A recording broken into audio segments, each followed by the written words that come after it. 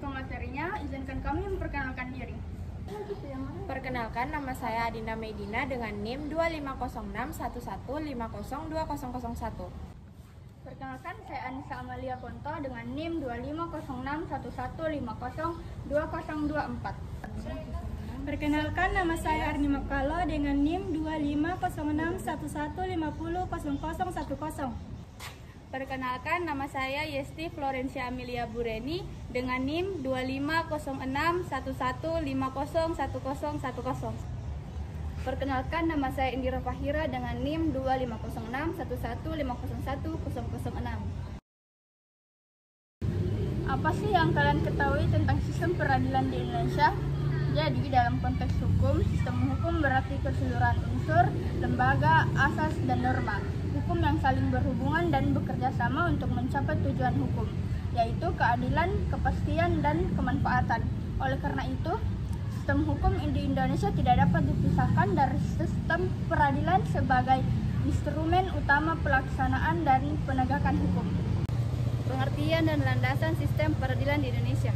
Sistem peradilan di Indonesia merupakan bagian integral dari sistem hukum nasional yang berfungsi untuk menegakkan hukum dan keadilan berdasarkan Pancasila dan Undang-Undang Dasar 1945.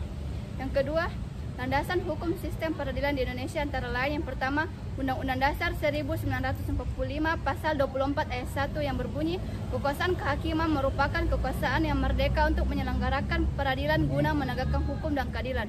Yang kedua, Undang-Undang Nomor 48 Tahun 2009 tentang kekuasaan kehakiman.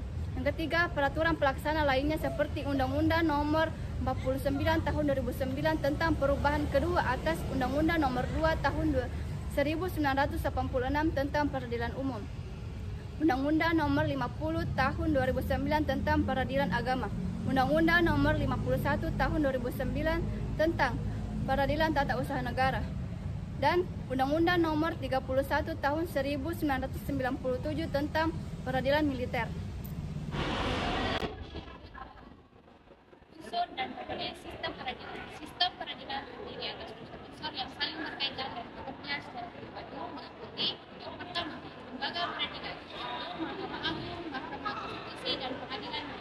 Kedua, aparat penegak hukum, hakim, jaksa, polisi, advokat, dan petugas kemasyarakatan. Ketiga, proses hukum, yaitu penyelidikan, penyidikan, tuntutan, penyelesaian, dan eksekusi. Terakhir, keempat, masyarakat dan lembaga pendukung LPSK, polisi, sosial, dan struktur dan jenis sistem peradilan di Indonesia.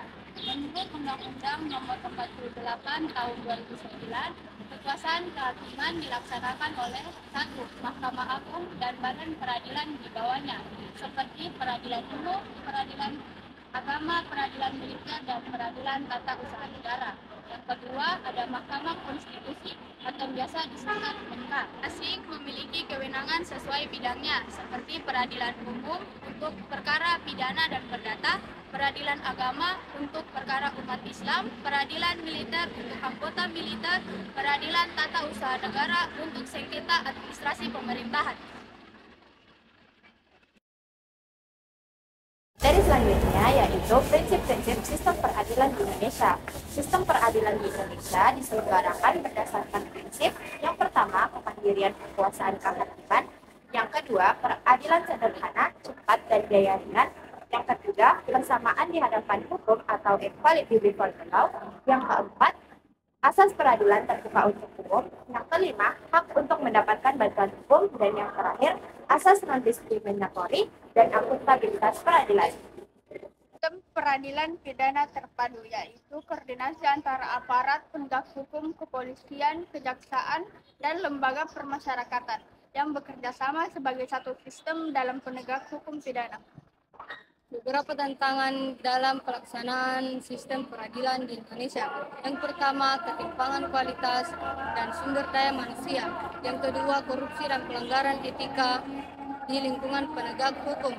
Yang ketiga, kurangnya transparansi dan efisiensi proses peradilan. Yang keempat, masalah administrasi perkara dan beban kerja hakim yang tinggi. Yang kelima, adaptasi terhadap teknologi peradilan elektronik.